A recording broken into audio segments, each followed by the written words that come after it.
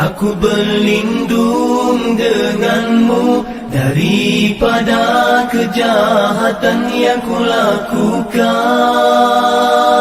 Aku sedari nikmatmu kepadaku, dan ku sedari akan dosa-dosaku. Ampuni aku, ampuni aku, ampuni aku, kerana sesungguhnya tiada yang dapat mengampunkan dosa kecuali Engkau. Allahumma anta rabbi la ilaha illa anta, خلقتني وأنا عبدك وأنا على عهدك ووعدك ما استطعت أعوذ بك من شر ما صنعت.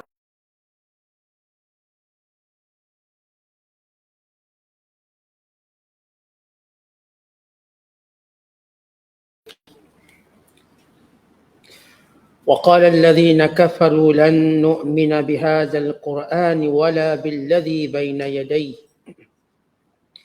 ولو ترى إذ الظالمون موقوفون عند ربهم يرجع بعضهم إلى بعض القول يقول الذين استضعفوا للذين استكبروا لولا أنتم لكنا مؤمنين قال الذين استكبروا للذين استضعفوا أنحن صددناكم عن الهدى بعد إذ جاءكم بل كنتم مجرمين وقال الذين استضعفوا للذين استكبروا بل مكر الليل والنهار إذ تأمروننا أن نكفر بالله ونجعل له أندادا وأسروا الندامة لما رأوا العذاب وجعلنا الأغلال في أعناق الذين كفروا هل يجزون إلا ما كانوا يعملون وما أرسلنا في قرية من نذير إلا قال مترفوها إنا بما أرسلتم به كافرون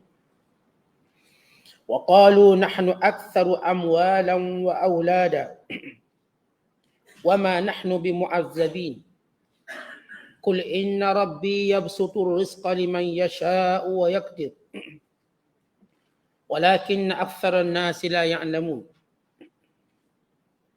وما أموالكم ولا أولادكم بالتي تقربكم عندنا زلفى إلا من آمن وعمل صالحا فأولئك لهم جزاء الضعف بما عملوا وهم في الغرفات آمنون والذين يسعون في آياتنا معاجزين أولئك في العذاب محضرون قل إن ربي يبسط الرزق لمن يشاء من عباده ويقدر له وما أنفقتم من شيء فهو يخلفه وهو خير الرازقين. صدق الله العظيم. Dan orang-orang yang kafir berkata, kami tidak akan beriman sama sekali kepada Al-Quran ini dan tidak juga kepada kitab-kitab agama yang terdahulu daripadanya. Dan sungguh ngeri kalau engkau melihat ketika orang-orang yang zalim itu dibawa berdiri di hadapan Tuhan mereka untuk dihisap. Masing-masing tuduh menuduh antara satu dengan yang lain.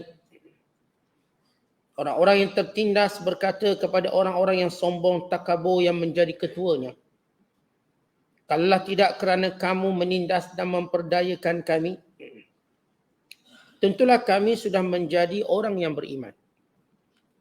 Orang-orang yang sombong takabur itu menjawab kepada orang-orang yang tertindas, kamikah yang telah menghalang kamu daripada menerima hidayah petunjuk sesudah ia datang kepada kamu?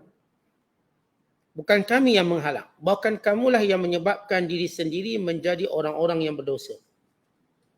Dan berkata pula orang-orang yang tertindas kepada orang-orang yang sombong takabur itu, Tidak. Bahkan yang menghalang kami daripada beriman ialah perbuatan kamu memperdaya kami malam dan siang. Ketika kamu menyuruh kami berlaku kufur kepada Allah dan mengadakan sekutu-sekutu baginya. Akhirnya masing-masing diam sambil memendamkan perasaan sesal dan kecewa semasa mereka melihat azab. Dan kami pasangkan belenggu-belenggu pada leher orang-orang yang kafir itu. Mereka tidak dibalas melainkan dengan apa yang mereka telah kerjakan. Dan kami tidak mengutus kepada sebuah negeri seorang rasul pemberi amaran. Melainkan orang-orang yang berada dalam kemewahan di negeri itu berkata, sesungguhnya kami tetap mengingkari apa yang kamu diutuskan membawanya.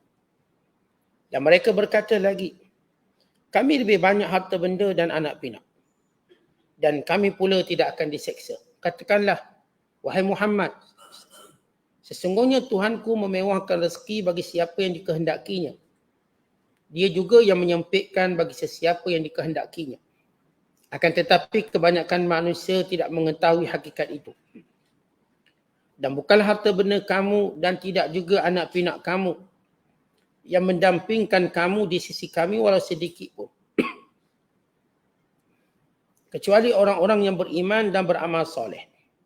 Maka mereka itu akan beroleh balasan yang berlipat ganda disebabkan apa yang mereka telah kerjakan. Dan mereka pula ditempatkan dalam mahligai-mahligai di syurga dengan amang sentosa. Dan orang-orang yang berusaha menentang dan membatalkan ayat-ayat keterangan kami sambil menyangka dapat melepaskan diri dari hukuman kami, mereka itu akan berada dalam azab seksa. Katakanlah wahai Muhammad, sesungguhnya Tuhanku memewahkan rezeki bagi sesiapa yang dikehendakinya di antara hamba-hambanya. Dan ia juga yang menyempitkan baginya. Dan apa sahaja yang kamu dermakan, maka Allah akan menggantikannya. Dan dialah jua sebaik-baik pemberi rezeki. Masih lagi kita berada dalam penafsiran surah Saba. Surah yang ke-34. Juzuk yang ke-22 bermula ayat 31 sehingga ayat 39.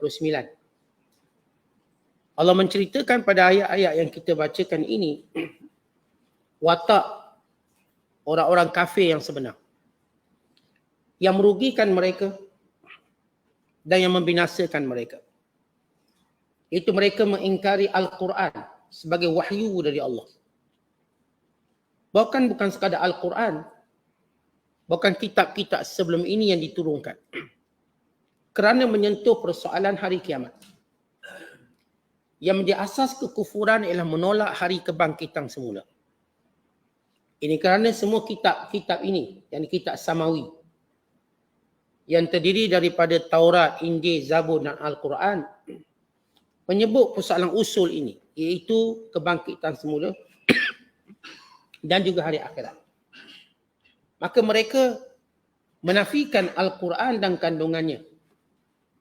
Sesudah mereka mengakui Al-Quran ini, sesudah mereka memfitnahnya daripada Muhammad sallallahu alaihi wasallam, yang mereka mengakui ini bukan datang dari Muhammad, tapi tetap kami tidak akan beriman. Walhal Allah Ta'ala mencabar manusia dan orang kafir di Mekah secara khususnya yang merupakan pakar-pakar bahasa Arab untuk membuktikan bahawa Al-Quran ini bukan datang daripada Allah. Dan untuk membawa ayat-ayat sepertinya, mintalah tolong jin dan siapa sahaja.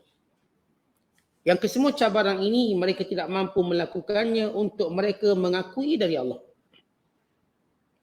Namun, sesudah mereka gagal untuk menafikan Al-Quran dari Allah, maka mereka menunjukkan sikap keras dan ego mereka untuk tidak mahu mendengar, membaca, memahaminya, dari tadabburnya, dan beriman dengan segala isinya. Maka Allah menyebut akibat perbuatan mereka tersebut. Dan puncanya dan sebab. Apa sebab? Mereka tidak mau beriman dengan Al-Quran sehingga menjadi orang yang sesat, lagi menyesatkan. Dan mereka tidak mau beriman dengan isi kandungan Al-Quran. Ya Allah jadikan Al-Quran ini sebagaimana Allah sebut dalam Al-Quran sendiri.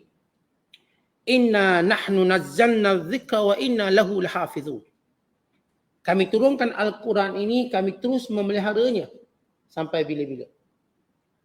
maksud pemeliharaan Allah, sebagaimana Allah beritahu ini wahyu Allah dan tidak boleh dibuktikan sebaliknya. Di zaman Nabi SAW sehinggalah zaman hari kiamat, sehinggalah sampai hari ini, dengan kepakaran bahasa mereka, kebijaksanaan mereka masih tidak mampu membuktikan Al-Quran ini bukannya datang dari Allah. Untuk mereka terpaksa aku secara benci. Al-Quran ini kitab Allah. Justru itulah mereka cuba menjauhkan manusia daripada Al-Quran. Maka apa yang kita cerita sebelum ini, mereka membakarnya, mereka mengharamkannya, dan segala pelakuan yang mereka buat. Sebaliknya kalau mereka baca, mereka akan dapat hidayah. Sejarah menunjukkan bahawa bila manusia berlapang dada membaca Al-Quran, pasti mereka akan jumpa kebaikan di dalamnya sekalipun mereka tidak beriman. Kalau mereka tidak mau beriman, mereka akan dapati Al-Quran ini banyak kebaikan. Banyak ilmu, banyak maklumat, banyak membongkarkan perkara gaib dan banyak mengangkat akal manusia. Kerana akal kita ni terbatas. Bila datang satu ilmu, maka akal ini akan mula naik taraf dia. Apatah lagi ilmu datang dari Allah. Kerana itu akal orang beriman ini tinggi. Kerana mereka dapat melihat sampai akhirat. Bahkan mengetahui kejadian akhirat. Satu ilmu yang tinggi yang Allah berikan pada orang yang tadabbur Al-Quran. Maka Allah menjelaskan sikap dan watak orang kafir dan bagaimana kesudahannya. Kata Allah, wa qala alladhina kafaru, dan berkatalah orang-orang kafir. Maka siapa pun kata macam ni dalam kategori kafir. Allah tak kata ni kafir Mekah, kafir Madinah, kafir Malaysia, kafir United Kingdom, kafir Amerika. Allah sebut ibarat ini ibarat orang kafir. Uslub ayat ini ayat yang menuturkannya ialah orang kafir. Hatta kalau orang Melayu cakap macam ni, dia kafir. Wa qala alladhina kafaru, kata orang kafir. Apa kata mereka? Lan nu'mina bihadzal Quran. Kami sekali-kali tidak akan percaya pada Quran. Kami tidak akan beriman dengan apa yang ada dalam Al-Quran. Apa yang terkandung di dalamnya dalam peristiwa yang berkait dengan hari akhirat. Kebangkitan, dihimpunkan manusia, dihisap, diberi balasan. Kenapa? Kerana mereka takut mereka buat salah banyak. Kerana mereka buat perkara yang mengikut hawa nafsu mereka. Orang yang bila dia takut sesuatu ilmu, kerana dia buat salah. Kita sebagai manusia, kita tak takut pada suatu ilmu yang beritahu pada kita. Nak takut apa? Kau nak diberitahu sesuatu yang beri manfaat pada kita. Tapi kenapa orang kafir takut sangat? Sebab mereka buat salah. Mereka buat banyak dosa dan ikut hawa nafsu. Mereka melanggar perintah Allah. Kerana itu mereka kata, kami tak akan beriman dengan Quran ini. Wala billadhi baina yadayh. Dan tidak juga kitab-kitab yang lain. Yang dimaksudkan kitab-kitab yang lain ialah kitab Taurat, kitab Injil. Apapun keterangan yang menceritakan tentang akhirat. Maksudnya mereka tolak sebarang bentuk maklumat tentang akhirat secara totally. Imam sumber Quran atau mana-mana sumber lain. Baik, kalau kamu tak nak percaya Quran, sumber lain pun beritahu ada kiamat. Pun tak nak. Dia macam kalau orang degil, dia kata siapa pun cakap saya tak akan percaya. Tak kira siapa pun. Walaupun orang kafir macam dia, tak nak percaya juga. Kalau bercakap tentang akhirat. Dia kerana bencinya pada hari akhirat. Tidak mahu beriman. Maka Allah nak beritahu ini adalah kekufuran mutlak mereka. Ini memang kufur pure punya. Kerana seorang kalau kita sebut, dia tak mau percaya pada satu sumber, mungkin dia akan bertolak ansur pada sumber lain. Sebagaimana Islam bila berdakwah kepada orang Kristian, bila mereka tidak mahu mempercayai sumber Al-Quran, baik kita gunakan sumber Injil itu sendiri untuk beritahu kebenaran. Oh, Nabi Isa itu bukan Tuhan. Dalam sumber Injil itu sendiri yang kata dia bukan Tuhan. Dalam sumber Injil itu sendiri yang menyebut tentang Muhammad SAW. Kerana di sebalik orang Kristian dan Yahudi, mereka tidak menolak sumber secara mutlak. Kerana mereka masih menerima sumber-sumber lain. Asalkan jangan Quran. Artinya mereka masih ada ruang untuk kita beritahu. Ini kerana kitab Taurat dan Injil masih lagi mengekalkan beberapa keaslian. Beberapa keaslian yang ada. Yang boleh dibuktikan. Tapi yang jenis kafir ni, yang memang terus menolak apa pun sumber, asalkan bercakap tentang kebangkitan semula, tidak. Kerana kekufuran ini melihat cuma dunia mereka ialah dunia ni, bukan lain. Kan itu orang kafir bila dia hilang dunia, sedihnya lain macam. Kita diajar tidak bersedih dengan dunia sebab kita ada akhirat. Bahkan kata ulama, melampau dalam bersedih dengan musibah dunia akan terkenalah musibah agama.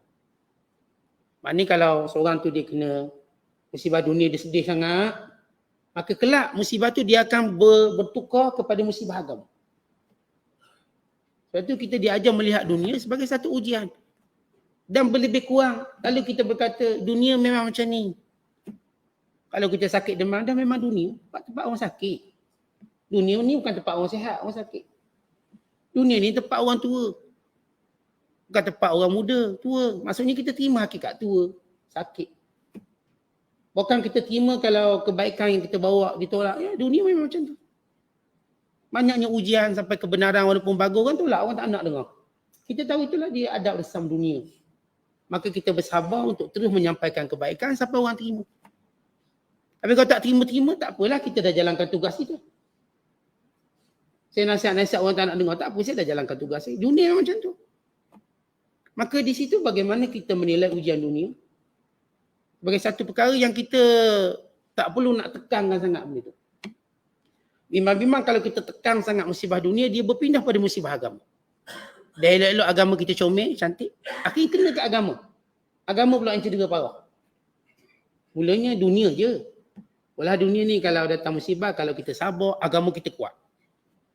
Kalau kita syukur, lagi kuat. Sebab kita tahu Allah dah sebut, tidak ada pengujian dunia, melainkan Allah akan ganti lebih baik.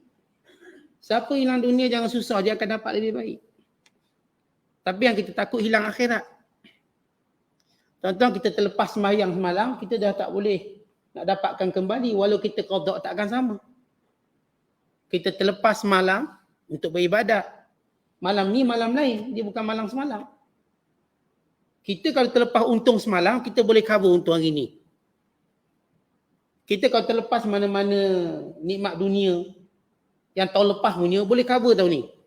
Jangan bimbang. Tapi kalau akhirat tak boleh. Kerana setiap hari ada akhirat yang kita akan terlepas. Dan dia tak akan datang balik. Adapun dunia, contoh terlepaslah banyak hari pun dia akan dapat cover balik.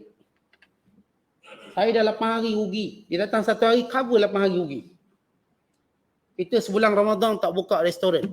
Tak ada jualan. Datang Syawal, cover sebulan Ramadan. Bahkan mungkin lebih banyak lagi. Jadi kita tak rugi apa pun. Dia cuma cepat lambat. Katakan yang ni kahwin lambat. Yang ni kahwin cepat. Tak rugi pun kita kahwin lambat pun. Kalau kahwin cepat, anak lagi ramai. Ya, kita ada urusan lain. Sampai terlupa nak kahwin, terpaksa lambat sikit. Kahwin lambat, akhirnya natijahnya anak sama ramai juga, 4 orang sama. Maksudnya benda dunia tu, cepat atau lambat dia natijah sama. Kalau memang rezeki kita, situlah. Ada orang mengaji lambat. Lambat dia mengaji. Masuk jadi cikgu baru sambung mengaji. Akhirnya kesudahannya dia sama dengan level orang start belajar juga. Maksudnya urusan dunia macam tu. Jangan sedih sangat kalau terlepas. Tapi kalau urusan akhirat, kalau dah terlepas memang tak boleh ambil balik. Tuan-tuan terlepas duha tadi, tak boleh ambil dah. Sebab duha tadi. Yang esok, duha lain. Esok lain cerita. Tapi bab dunia saya katakan, esok mungkin kita dapat lebih baik pada semalam. Cover balik. Maka, kan itu kita melihat, kita katakan ujian-ujian dunia macam tu. Baik, kembali apa yang kita nak sebut dalam penafsiran kita. Orang kafir ni sungguh mana pun tak nak terima. Berbanding saya katakan orang Yahudi dan orang Kristian. Masih nak terima sumber. Walaupun ada sumber penyelewengan tapi masih ruang.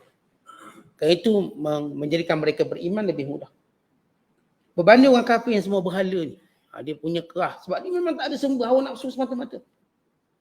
Orang yang semua berhala mana dia baca kitab? Tak ada. Kerjanya semua berhala. Orang yang nama ahli kitab dia masih baca kitab. Yang Kristian baca kitab dia. Yang Yahudi baca kitab. Dia masih baca kitab.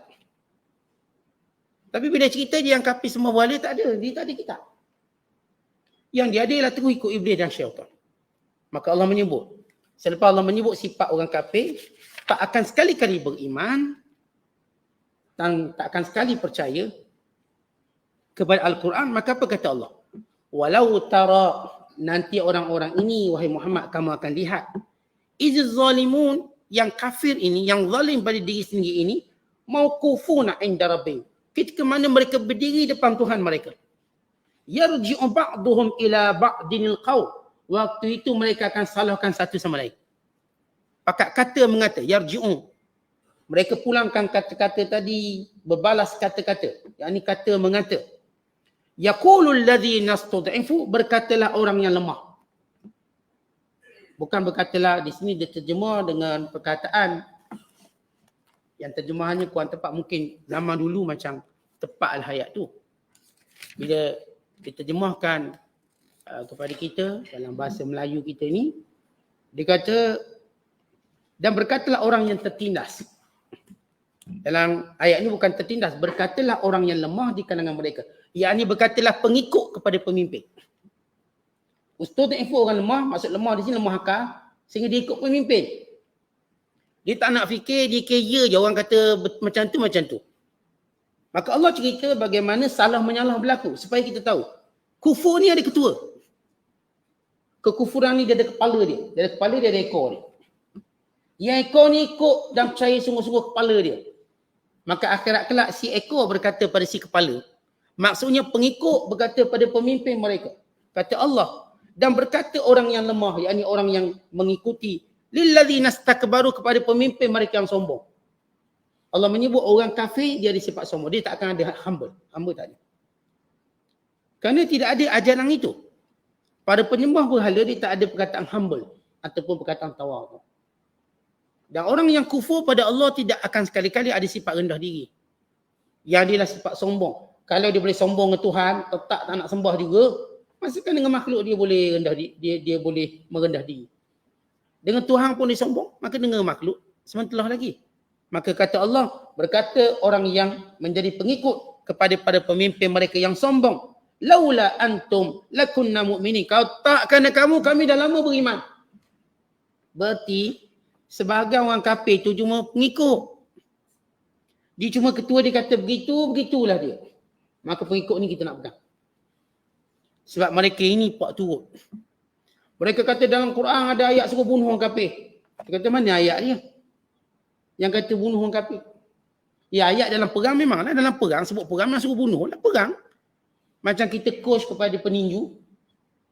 Dah kita punya yang kita latih ni masuk gelangan, mesti kita kata tumbuk. Takkan kita nanti sampai dalam gelangan tadi senyum je, senyum. Yang tumbuk. Senyum, salam-salam. Tak, itu tempat bertanding. Tempat tumbuk. Islam hanya sebut bila di medan perang, maka perang.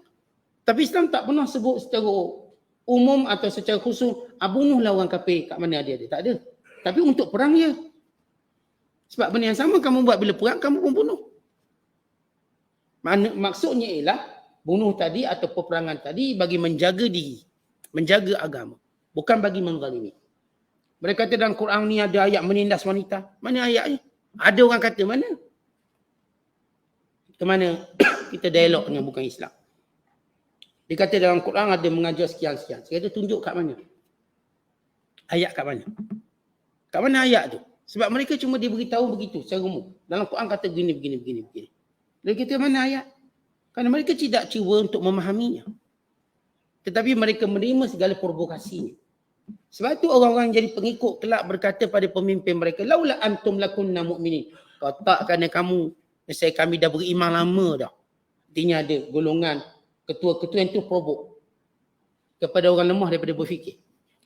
Qala alladzina istakbaru, maka berkata pula pemimpin-pemimpin mereka yang sombong ini, lilladzina istud'ifu, kepada pengikut mereka yang lemah ini, anahnu sadadnakum, kami ke yang menghalang kamu, anil huda, daripada petunjuk, ba'da izja'akum, ketika mendatang petunjuk pada kamu, bal kuntum mujrimin, bukankah kamu sendiri yang tak nak ikut? Ini salah menyalah. Allah cerita kelak yang tak percaya Quran ni, yang tak percaya kiamat, mereka akan didirikan di hadapan Allah. Waktu itu mereka begitu gentar dan takut. Makin salah menyalah antara satu sama lain. Yang pengikut kata pada pemimpin, kamulah sebab. Pemimpin kata, bila mana pula kami halang? Kamu yang pilih sesat. Wa qala allazina istud'ifu lillazina istakbaru. Berkata lagi, ni dialog Allah cerita ni akan berlaku. Berkata lagi pengikut kepada pemimpin mereka yang sombong. Bal makrul laili wan nahar. Bukan kamu yang hasut kami malam dan siang. Malam duk siang, duk provok kami. Provokasi pak kami tentang Islam. Da'ayah tentang kejahatan Islam.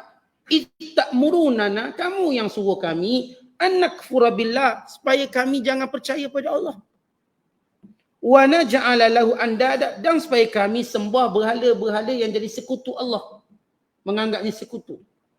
Maka orang yang lemah ni kata, ataupun kita katakan pengikut, kamulah yang duk asuk siang malam pada kami. Kamu yang menyebarkan fitnah ini. Sehingga kami menyembah lain pada Allah. Sehingga kami meninggalkan iman kepada Allah. Maka terhenti dialognya di situ. Maksudnya, di sini Allah cerita golongan yang menyesatkan dan golongan yang sesat. Supaya kita semua sebagai peringatan pada kita. Allah dah berikan kita anugerah yang hebat, akal, fikiran. Allah beri kita akal. Islam, walaupun kita suruh bertaklid, taklid ni ikut, tapi bukan taklid buta. Taklid dengan ilmu. Sebab itu Islam ajar kita belajar. Tuan-tuan ambil contoh baca Quran. Kita tak reti Quran, kita pun belajar dengan tok guru kita. Kita bukan ikut bodoh tok guru kita, taklid buta tak. Tok guru kita beritahu sebab apa kena dengar. Sebab ni wajib bangun. Sebab apa kena dengar, ini derang. Sebab apa kena tutup mulut, ini kelab. Sebab apa kena panjang, ini mat. Sebab apa kena berhenti, ini wakaf dia. Dan kita pun pegang kaedah ini. Dan bila mana guru kita salah, kita tegur, Ustaz tak dengar mana, kan ni tanweng ni. Berjumpa sekian-sekian. Ya, kita bukan taklid, kita dapat ilmu. Dan ilmu tadi yang menjadikan kita tegur balik orang yang ajar kita. Mak kita dulu ajar kita Quran masa kecil. Kita pun tahu kaedah tu. Akhirnya kita pula tegur mak kita, mak salah tu. Sebab mak yang ajar. Cikgu kita ajar kaedah tu. Tiba cikgu pula salah. Kita beritahu balik cikgu. Itu panggil ilmu yang bukan taklid buta. Kita belajar kaedah tu. Ni sampai masa kita tengok memang guru-guru kita mungkin tersilap, tersalah, kita boleh betulkan. Ustaz tersalah cakap ke tadi? Betul, saya silap cakap. Sebab kita bukan taklid buta. Kerana itu dalam Islam amat menekankan kita belajar. Dan telah menunjukkan bagaimana dengan sistem belajar tadi, yang murid jadi tok guru balik. Imam Humaidi, tok guru Imam Syafi'i. Dan seketika kemudiannya, Imam Humaidi mengaji Imam Syafi'i. Begitu pertukaran. Nak tunjuk tingginya nilai ilmu. Bukan atas nama Pak Turuk. Bukan atas nama taklid. Bukan taklid. Taklid buta kita sebut. Taklidul a'ma.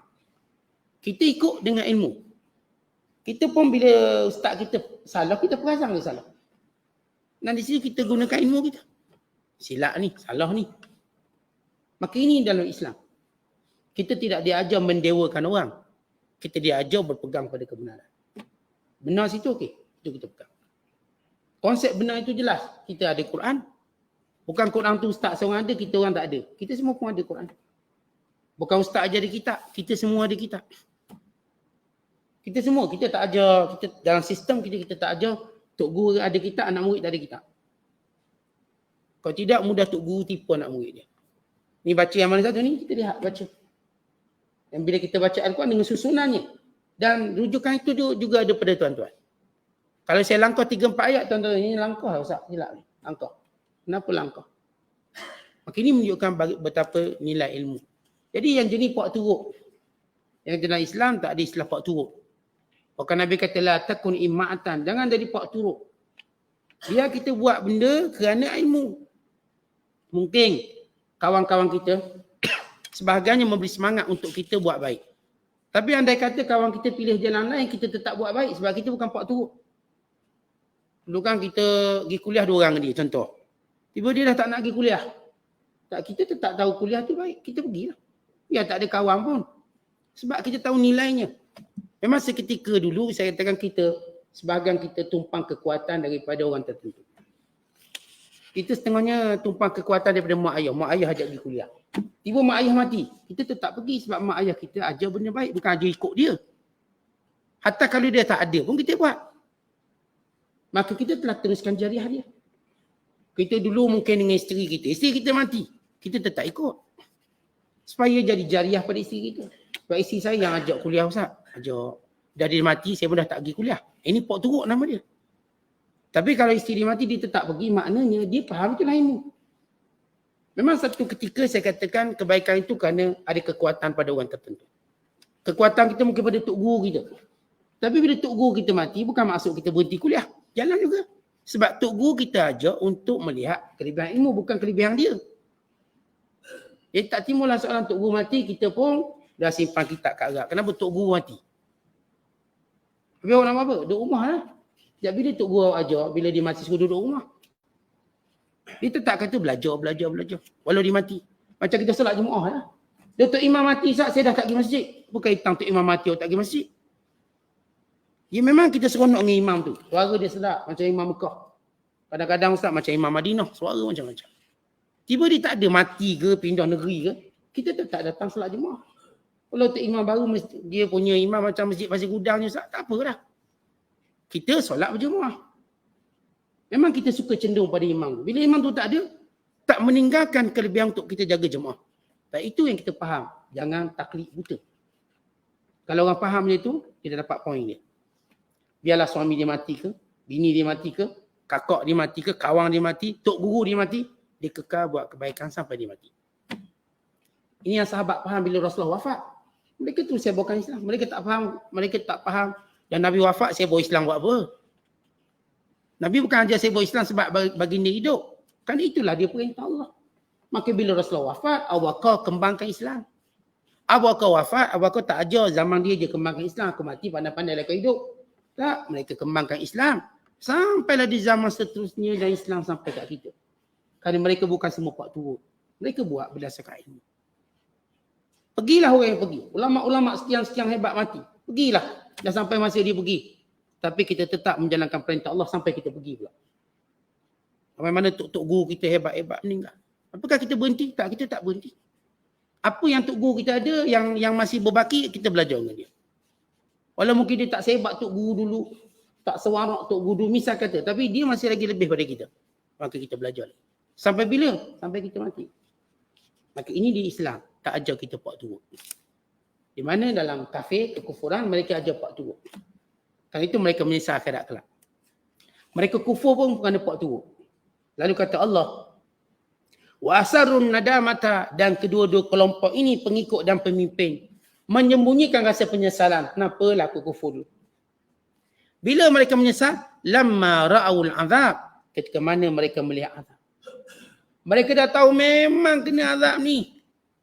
Maka menyesallah mereka dengan kekufuran mereka. Wa ja'annal aghlal, dan kami jadikan belenggu fi a'naqil ladzina kafaru, pada leher-leher orang kafir. Belenggu ini ialah rantai daripada api neraka yang tertulis nama mereka. Nak beritahu ini belenggu khas untuk mereka, bukan untuk orang lain. Siap tu nama ni. Khas untuk mereka. Belenggu daripada api neraka. Kalau tak kena api neraka, kena belenggu dah cukup azab. Sebab belenggu itu sendiri daripada api. Bahkan Allah sebut dalam banyak ayat, pakaiannya juga daripada api. Kemudian dituangkan di atas kepalanya air yang mendidih. Dan memakan buah zakum sehingga tembus perutnya. Maka semua bentuk azab yang tidak terperi sakit, yang tak padan dengan ego mereka. Contoh kalau kita muhasabah diri, kita kan ada sombong kita. Adalah buah-buah sombong kita. Bila kita sombong pada sesuatu, tiba-tiba kita terkena akibat sombong tadi. Waktu tu kita rasa berbaloi tak kita sombong. Dulu kita bercakap sedap. Cakap sedap. Alah duit ni senang je cari. Aku petik datang duit. Petik datang duit. Masih sombong lah. Duit tengah banyak menjadi bisnes. Semua teori ekonomi menjadi. Tiba-tiba down. Jatuh. Bankrupt muflis. Agak-agak teringat balik tak zaman ego dulu. Zaman berenang atas duit tu. Zaman kesat peluh dengan duit. Zaman buang je duit. Terus menyesal. Bila datang musibah. Ini kan pula musibah namanya neraka. Maka yang ego tadi tidak mau beriman, yang terus nak ikut hawa nafsu mereka, akhirnya mereka akan asarun nadamata, menyembunyikan penyesalan yang amat mendalam. dirantai pula dengan rantaian daripada api neraka. Hal yuzzauna illa ma kanu ya'malun. Maka Allah kata, diperlakukan demikian kerana keadilan Allah. Sebab mereka dapat bahagian apa yang mereka buat. Allah tidak menzalimi hambanya. Tapi bila hambanya menzalimi diri sendiri, maka dia kena hukum. Umpama contoh gini. Contoh undang-undang yang ada ni dizalim kita ke atau kita yang zalim dengan melanggar undang-undang? Undang-undang yang ada, contoh orang kalau dirogoh undangnya macam ni. Contohlah. Mencuri undang-undang macam ni. Waktu hakim menjatuhkan hukuman pada dia, apakah dia kata hukuman itu zalim? Atau dia kata saya yang zalim? Sebab undang-undang tu tak salah. Undang tu dah beritahu dia awal. Membuat macam ni jadi macam ni. Yang patut kita buat, okey patuhlah. Dan waktu mana kita langgar undang-undang dan kita terkena akibat langgar undang-undang, kita pasti menyesal diri kita. Bukan undang-undang tu kita kata tak betul. Sebab undang-undang tu dah sedia ada ni. Umpama contoh lampu isyarat merah. Contoh. Kita tahu merah tu berhenti. Kita pun jalan. Lepas tu kita kena sama. Tuan-tuan rasa menyesal tak langgar? Atau kata tak? Atau kita kata, cik, lampu isyarat tu salah sebab dia merah. Kenapa merah? Orang kata, oh ni gila ke? Dan memang lampu isyarat macam tu warna dia. Bila merah makna berhenti. Awak belajar daripada kecil, daripada buayang lagi. Sampai sekarang. Kalau dia langgar, dia takkan kata undang-undang tu zalim. Dia yang zalim kena langgar. Ni apa yang Allah sebut tentang keimanan. Allah dah beritahu kalau kamu kufur tempatnya dan neraka. Tiba-tiba kamu kufur dan akhirat kelak kamu kembali pada Allah untuk dihukum dan neraka. Apakah undang-undang tu zalim? Tak. Itu akibat perbuatan kamu sendiri. Sebab itu kata Allah, hal yuzzauna illa ma kanu ya'malun. Balasan yang mereka dapat disebabkan perbuatan mereka.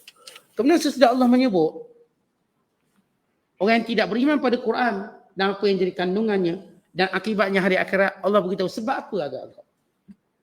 Sebab apa yang menjadikan mereka ini tolak kebenaran ni. Ego ni dia ada asas. Tuan-tuan, kita ego asasnya apa? Dia ada banyak faktor. Ego sebab ada jawatan. Ego sebab kita lebih tua pada orang lain. Ego sebab kita gagah pada orang lain. Ego sebab kita rasa kita lebih pada orang lain. Tapi Allah menyebut punca ego kekufuran sebenar kat mana? Kat mana punca ego? Allah sebut dalam ayat ini. Wa ma arsalna fi qaryatin min nadhir. Tidak ada negeri yang kami utuskan rasul.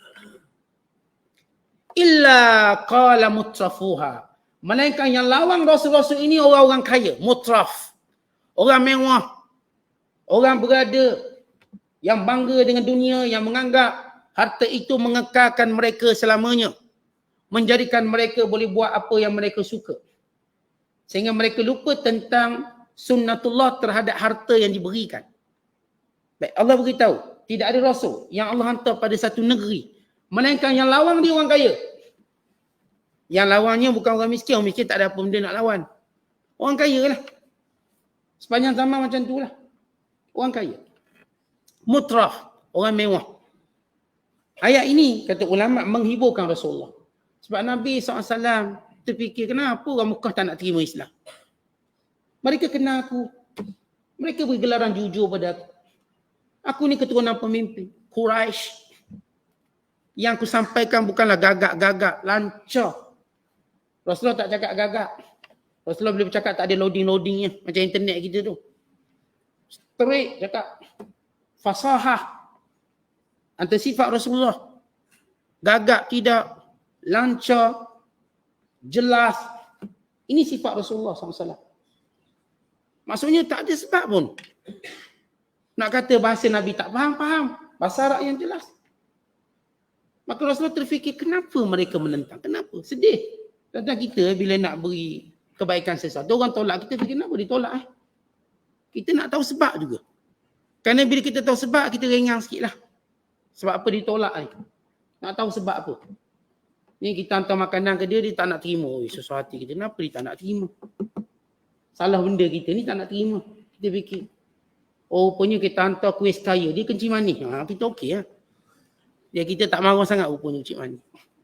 Tu kalau dimakan tu kena potong kaki dulu. Bila kita tahu alasan tu, kita tak marah sangat. Ditolak. Sebab tu dalam Islam, kalau orang beri satu pemberian, makruh kita tolak melainkan dengan sebab. Kalau orang beri. Sebab orang beri tu dia kecil hati lah, kita tak terima. Anak ambil, kita pun tak terima. Sombong ke kita ke silap cakap, silap beri ke. Kita pun fikir macam-macam. Terutama orang ni orang yang kita muliakan, orang yang kita harapkan kita nak berbaik dengan dia dan sebagainya. Tapi kalau dia beritahu sebab saya tak boleh, saya puasa, kita pun okey.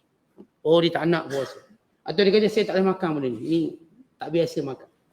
Kita hantar makanan yang dia tak biasa makan. Atau dia kata sebab saya dah kenyang tak boleh dah. Misalnya. Maka Rasulullah SAW terfikir, kenapa orang kafir Mekah ni tak nak terima dakwah? Maka Allah beritahu, wahai Muhammad jangan sedih. Sebab cerita orang tak nak terima dakwah ni bukan zaman kamu saja. Semua nabi-nabi terdahulu penyakitnya sama. Yang menentang mereka semuanya orang kaya-kaya. Orang kaya. Mutrafuha. Inna bima ursiltum bihi kafirun. Mereka ini berkata, kami tak sekali-kali akan percaya pada kamu. Bukan sekadar padamu Nabi SAW, kepada Rasulullah, pada semua Nabi-Nabi. Artinya daripada zaman Nabi Nuh mengadap siapa? Orang kaya. Zaman Nabi Allah Musa pun mengadap orang kaya. Yang dibelanya orang miskin. Bukan kata orang kaya tak ada yang beriman, ada. Seperti Abdul Rahman bin Auf, ada. Seperti Uthman bin Affan, ada. Tapi Rasulullah bimbang. Kerana kekayaan itu umpama binatang liar. Tak ramai boleh kawal dia. Tak ramai. Yang boleh kawal ni orang special je. Sebab itu kata Rasulullah, bagaimana nanti kamu jadi kalau sekiranya dibuka kepada kamu segala pembendaharaan Rom dan Parsi. Kamu jadi macam mana agak-agak. Lalu kata Abdul Rahman bin Auf, kita jadi macam kita sekarang lah. Macam kita. Semayang, jaga. Kita akan infak. Lalu kata Nabi SAW, aku takut. Ini Rasulullah kata kepada para sahabat yang sudah dibentuk, dijaga agamanya, ditarbiyah. Pun begitu Rasulullah bimbang. Nanti kalau dunia ini terbuka, Rom, Parsi jatuh.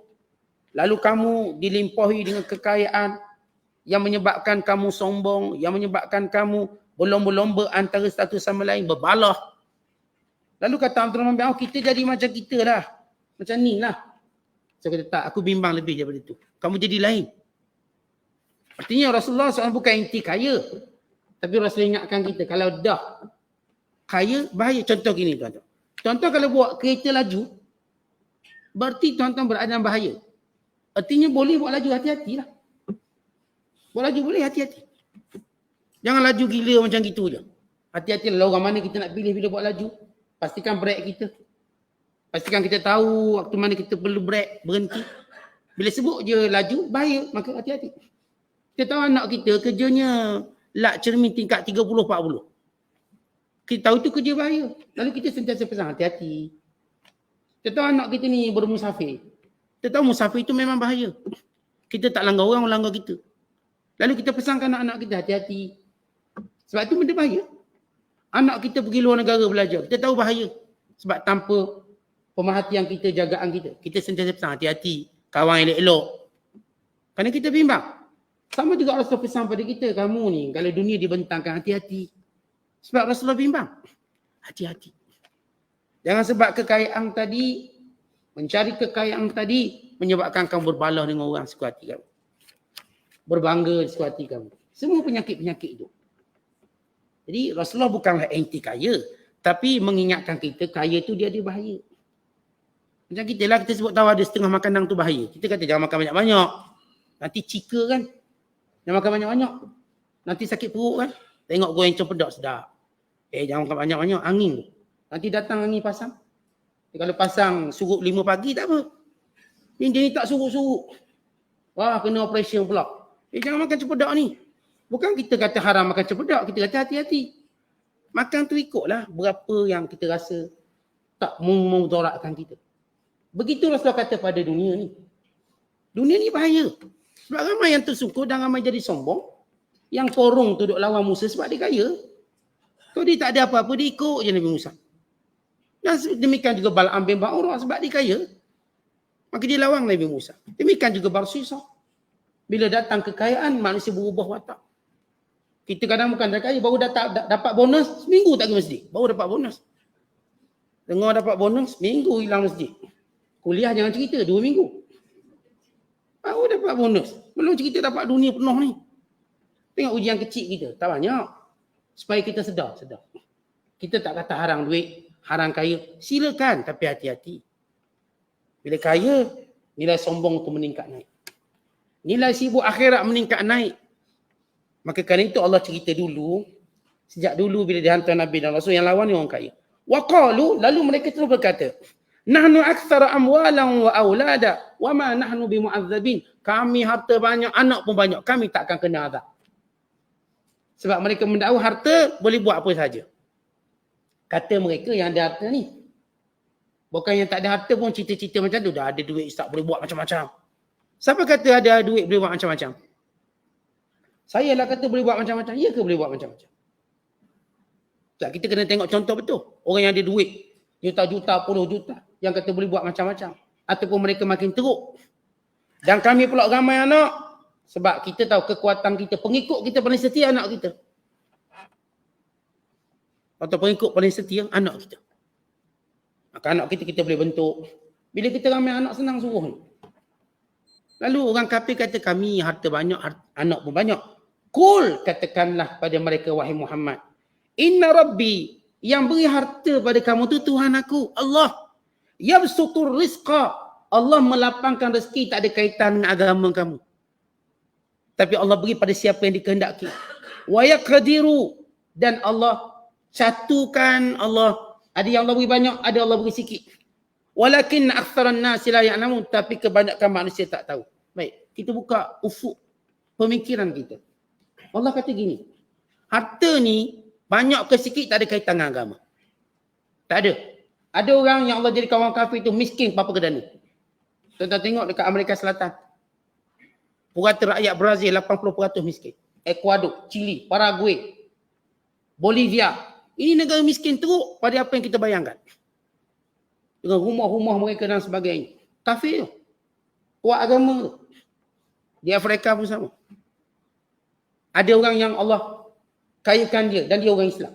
Tengok orang Islam kat Qatar. Starting gaji dia 70,000.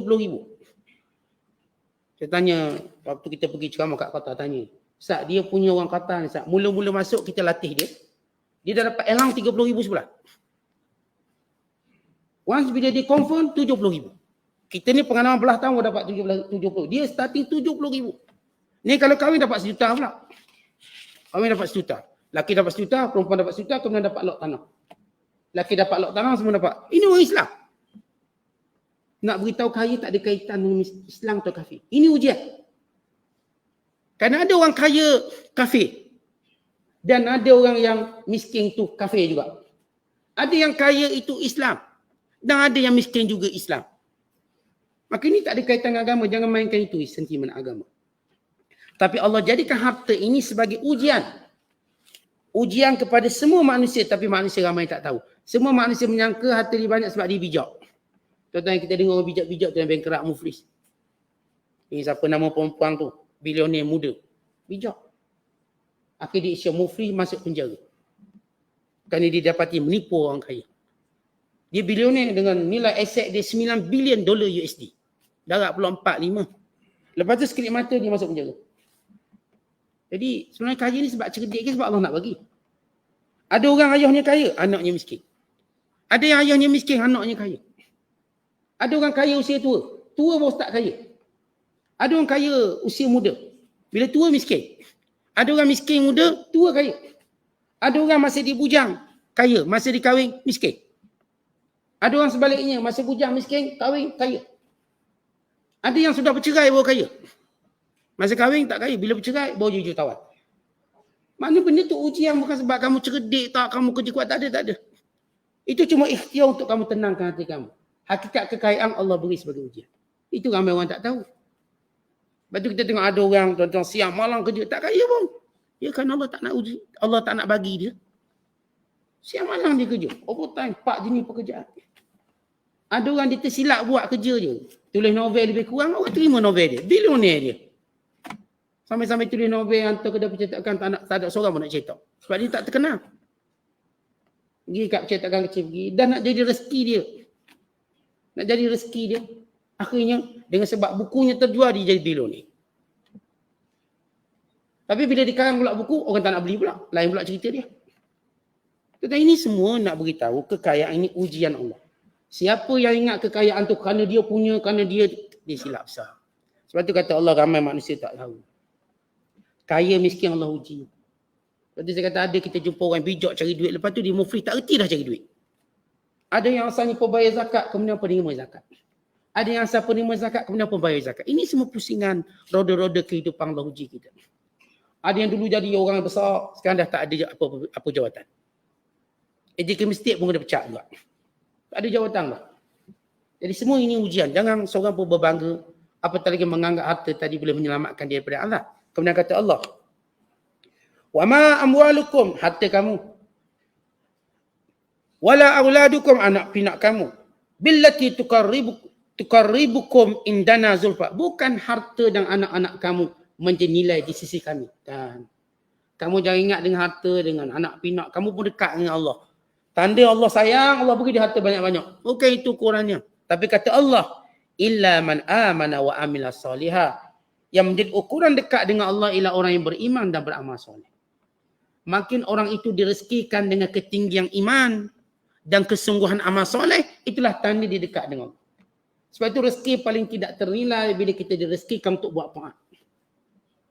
Tapi kita tak sedar, kita ingat kita yang pilih untuk buat taat atau tidak.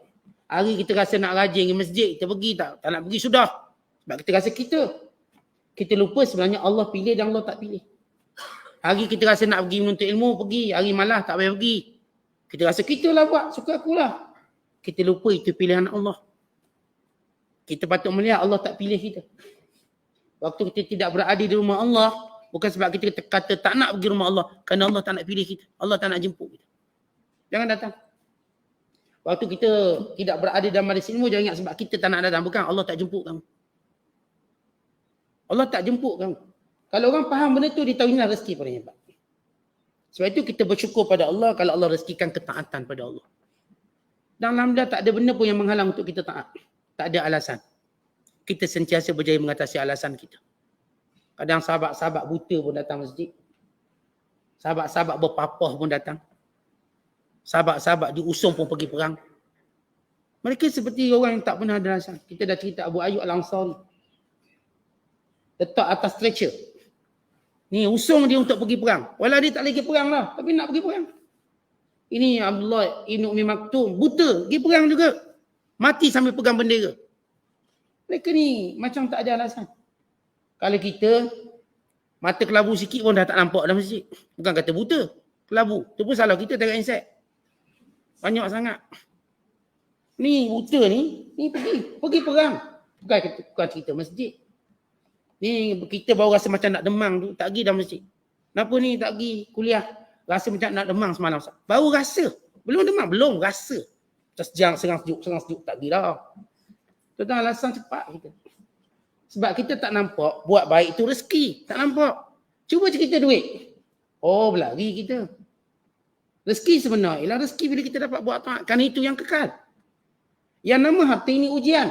Kalau dengan harta kita buat baik, kita dapat pahala. Dengan tak ada harta kita sabar, kita dapat pahala. Tapi bukan zat harta tu kita dapat pahala. Kerana kita guna dengan cara yang baik. Dan kerana kita sabar sebab tak dapat. Fa'ulaika lahum, mereka lah yang beriman dan beramal soleh. Jaza'ud di'af. Balasan gandaan. Bima amilu, dengan apa yang mereka buat. Setiap kali mereka buat, Allah balas lebih banyak daripada apa mereka buat. Tuan-tuan bayangkan kalau kita solat jenazah je. Jangan cerita solat lain, solat jenazah. Kita solat jenazah, pahalanya solat tak ada rukuk, tak ada sujud. Sekejap solat jenazah. Seminit dah sampai. Solat jenazah. Apa dia pahalanya? Seperti gunung Uhud. Tengok gandaan dia. Kalau kita pergi ke kubur pula, dapat seperti 2 gunung Uhud. Besar pahala. Allah tak balas kebaikan macam kita buat. Tapi Allah balas kebaikan gandaan daripada apa kita buat. Kerana Allah tu pemurah. Sebab itu bila disebut dalam hadis Rasulullah 2 rakaat solat yang kita solat sebelum subuh lebih baik daripada dunia dan seisinya. Kerana Allah balas lebih baik daripada dunia dan seisinya. Kerana itu kita bersyukur pada Allah bila Allah sentiasa bagi kita kekuatan untuk buat baik. Dan kita pun diajar berdoa, Allahumma a'inni ala zikrika wa syukrika wa husni ibadatika.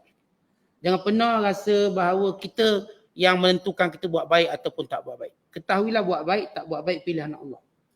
Supaya kita terus memohon pada Allah supaya kita tidak tercecer dalam kebaikan. Ya Allah, jangan jadikan aku golongan yang tercecer daripada kebaikan. Jangan tercecer. Kita tak pernah tercecer sampai kita jumpa Allah. Ni kadang-kadang kita tak sedar kita tercecer. Dia ni ada poket tak sedar tembus, letak duit jatuh, letak duit jatuh. Tak sedar. Dia ni ada seluar tak sedar, seluar tu berlubang, tak berani nak tutup, tak fikir nak tutup. Jadi ini keaiban yang menambahkan keaiban kita. Kemudian kata Allah, wahum fil ghurafati aminu, mereka berada dalam syurga dengan selamat sejahtera. Walladzina yas'auna fi ayatina, orang-orang yang bersungguh-sungguh nak lawan kami, nak lawan ayat-ayat kami, nak lawan perintah kami, nak lawan Al-Quran kami dengan cara bakar Quran ke hina, mereka cuba nak lawan kami. Apa kata Allah? Ulaika fil azabi muhdarun, bersedialah mereka pada azab yang sedang menanti. Bila kamu nak bakar Quran, bakar. Bukan maksudnya kita redha dibakar, maksudnya kamu buat macam tu tak akan menjadikan kamu untung pun. Walaupun kita kena tunjuk strong condemn kita terhadap perbuatan orang yang membakar Al-Quran.